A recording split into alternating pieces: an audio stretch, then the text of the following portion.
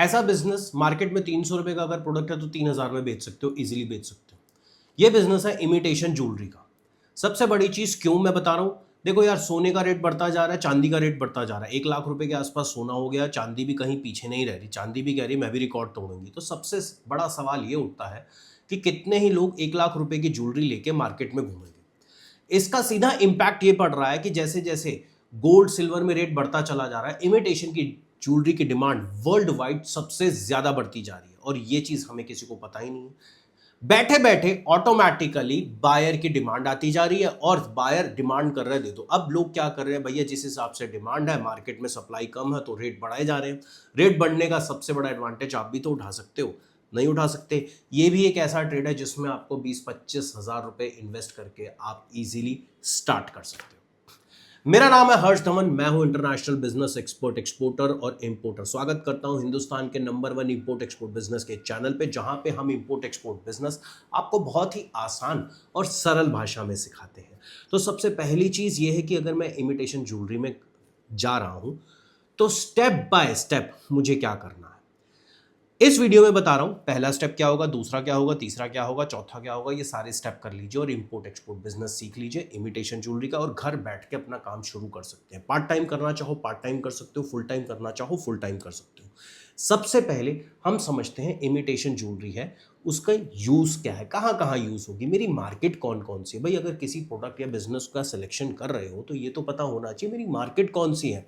तो सबसे पहले इमिटेशन ज्वेलरी जो सबसे ज्यादा डेली वेयर में काम आती है, क्योंकि अफोर्डेबल होती है, स्टाइलिश ऑप्शन इसमें आपको अच्छे खासे मिल जाएंगे, और रोज आप इसको डाल सकते हैं। वेडिंग और फेस्टिवल में भी इसका अच्छा खासा यूज होता है, ट्रेडिशनल हो या हैविंग लुकिंग, दोनों ही आपको सस्ते रेट पे मिल जाते हैं। अब इसी के साथ साथ फैशन एक्सेसरीज की बात करूं तो इसमें भी यूज किया जाता है। अगर मैं स्टेज और फिल्म यूज की बात करूं, इवेंट्स की बात करूं, सीरियल्स की बात करूं, थिएटर आर्टिस्ट की बात करूं, सबको चाहिए। इसी के साथ साथ गिफ्टिंग में भी तो इसका यूज किया जाता है। आप किसी को गिफ्ट भी तो दे सकते हैं। वैलेंटाइन डे आता है तो क्या लोग देते नहीं हैं? आप अपनी फैमिली में अपनी मदर को भी दे सकते हैं, सिस्टर को भी दे सकते हैं, किसी को भी दे सकते हैं। तो एक एडवांटेज है भाई। एक चीज समझिए ना, जब तक दुनिया चल रही है तब तक ज्वेलरी का क्रेज चल रहा है, और जब तक दुनिया रहेगी तब तक ज्वेलरी तो रहेगी रहेगी। और सबसे बड़ी बात, ये तो डिजाइन पे बिकती है ना। तो सोचिए समझिए, जिसका डिजाइन अच्छा उसकी सेल ज्यादा। कस्टमर को कौन सा डिजाइन पसंद आ जाए कुछ नहीं पता, हो सकता है आपके सबसे ज्यादा डिजाइन सेलेक्ट हो जाए तो लॉटरी लग जाएगी। हो सकता है, बिल्कुल हो सकता है। चलिए अब बात करते हैं कैसे होता है।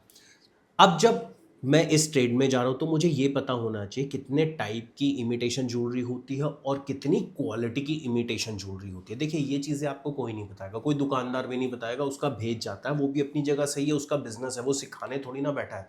सिखाने तो हम हैं, आए हैं आपको यहाँ पे।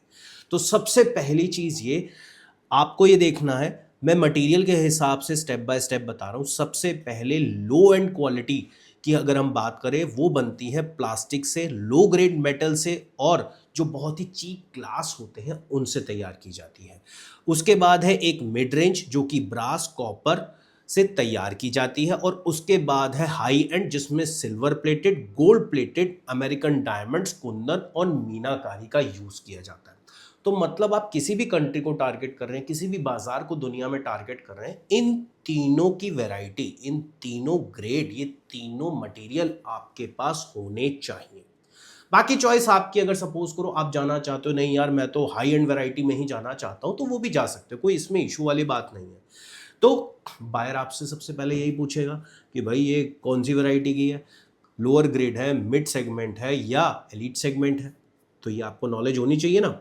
इसी के साथ साथ अब इसके अंदर क्राफ्ट स्टाइल की भी बात होती है। क्राफ्ट स्टाइल में कुंदन आता है, मीनाकारी आता है, पोल्की आता है, टेम्पल ज्वेलरी आता है, ऑक्सीडाइज ज्वेलरी आता है, टेरिकोटा आता है, बीडेड ज्वेलरी आता है, पर्ल इमिटेशन आता है। तो इस तरीके से आपको नॉलेज होनी चाहिए, तभी आप बायर को अटेंड कर पाएंगे, ऐसे नहीं कर पाएंगे। आप सोचें मार्केट से मैंने उठाई ज्वेलरी और उसके बाद मैं तो इसको ई कॉमर्स पे या किसी भी ऑनलाइन प्लेटफॉर्म पे लगा दूंगा, बिक जाएगी।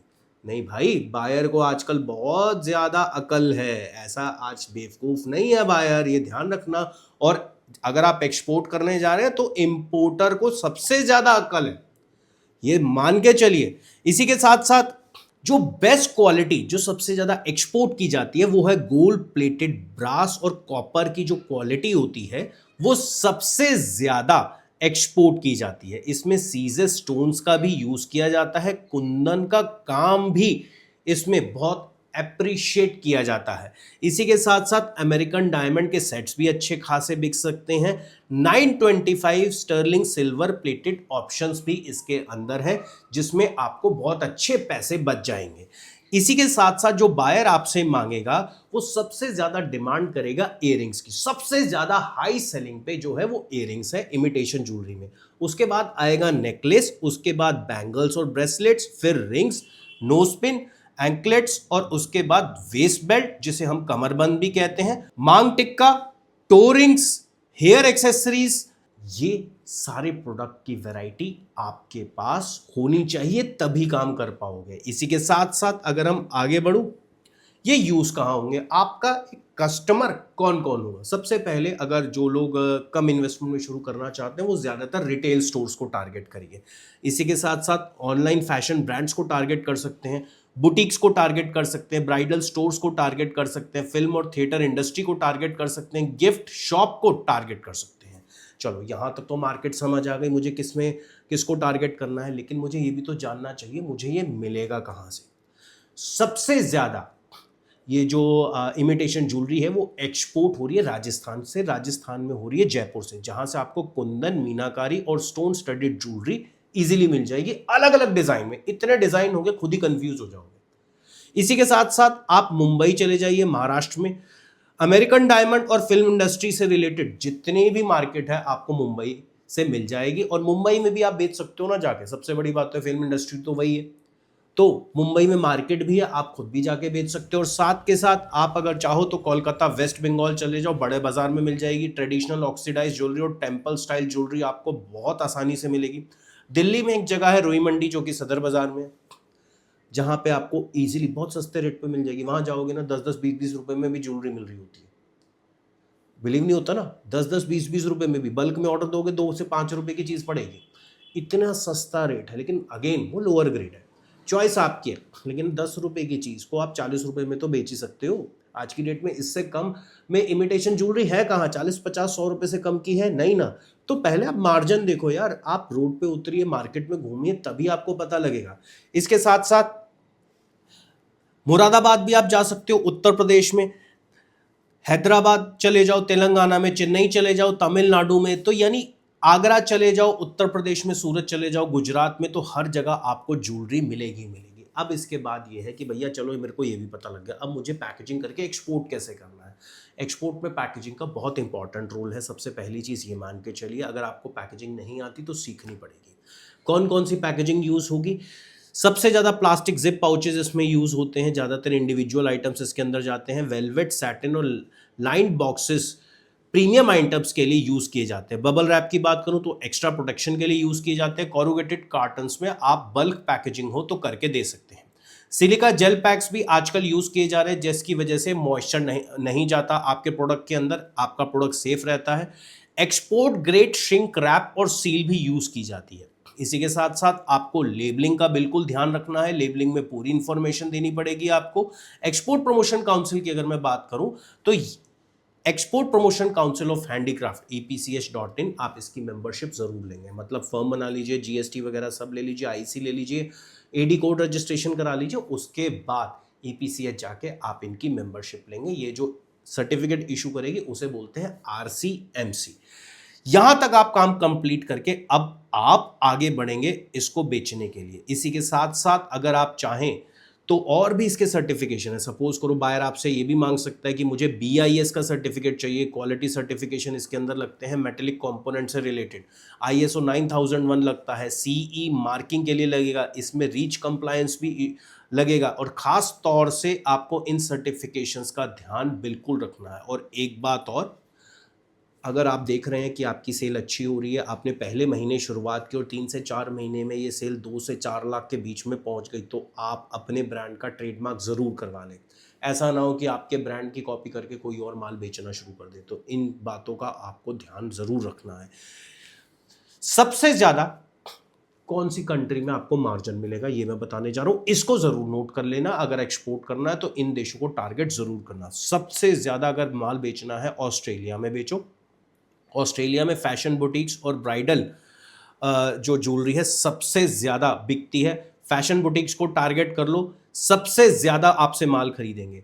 यूएई में भी वेडिंग्स हो, फेस्टिवल्स हो, इसमें आपकी वेडिंग जाएगी जाएगी, एक्सपोर्ट होगी होगी। यूएसए में आप बेच सकते हो एवरीडे वियर के लिए, गिफ्टिंग के लिए और फैशन के लिए, वो लोग आपसे ज्वेलरी मंगाएंगे। यूके में बहुत अच्छी खासी डिमांड है, यूके को टारगेट कर लो। इसी के साथ साउथ अफ्रीका को भी टारगेट कर सकते हो, अफ्रीकन कंट्रीज को टारगेट कर लो, लेकिन अफ्रीकन कंट्रीज में लो ग्रेड का माल जाएगा, ये बात ध्यान रखना। वॉल्यूम में माल बेचना चाहते हो तो अफ्रीका को टारगेट कर लो, मलेशिया को टारगेट कर लो, सिंगापुर को टारगेट कर लो, सऊदी अरेबिया को भी आप टारगेट कर सकते हो, बहुत अच्छे खासे पैसे कमाओगे। इन शॉर्ट आपको अच्छे खासे पैसे आएंगे। लेकिन मैं एक इंफॉर्मेशन आपको और देना चाहता हूं कि अगर आप इमिटेशन ज्वेलरी में काम करें तो मिनिमम 60% आपका मार्जिन होना जरूरी है। क्यों? इसमें एक ड्रॉबैक है। आपने सपोज करो 50 तरीके की वैरायटी रखी, 50 में से जरूरी नहीं है कस्टमर को 50 की 50 पसंद आएंगी। तो इसमें कई बार क्या होता है, माल डंप हो जाता है, माल का जो डिज़ाइन है वो आउटडेटेड हो जाता है, तो माल कई बार डंप होना स्टार्ट हो जाता है। तो इसीलिए मार्जिन हाई रखोगे तो कमा लोगे। अगर आप ये सोचोगे जैसे राइस या फ्रूट वेजिटेबल में लोग बहुत कम मार्जिन में काम करते हैं, कमोडिटी में बहुत कम मार्जिन में काम करते हैं, भाई मैं इस तरीके से काम करूंगा, तो आप सक्सेसफुल नहीं हो पाओगे।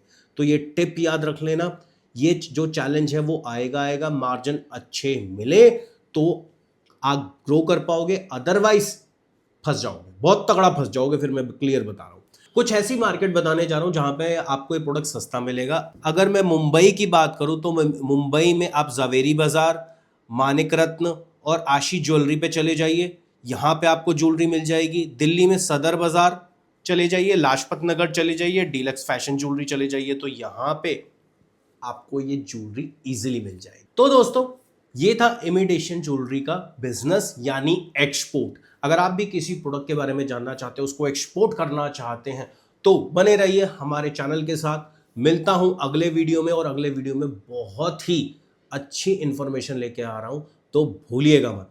तो मिलता हूं अगले वीडियो में।